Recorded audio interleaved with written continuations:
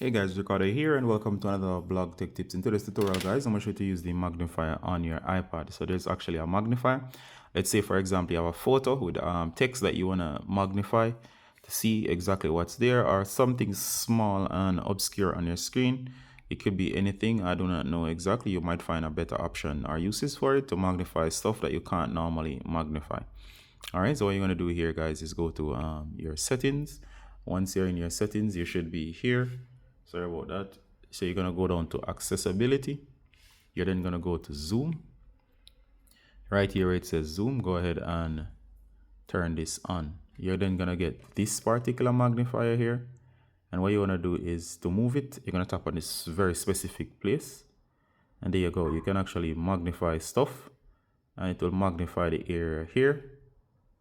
Alright. So they say you can use 3 fingers to move around, as you're seeing here. Alright, so you do get the idea. So you can actually navigate using this, and it applies to anywhere on the screen.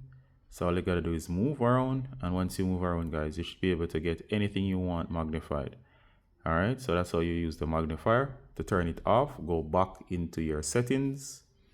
So just in case, go to settings, go to accessibility. You can move this out of the way. Then you can go to zoom and turn the zoom off. There you go.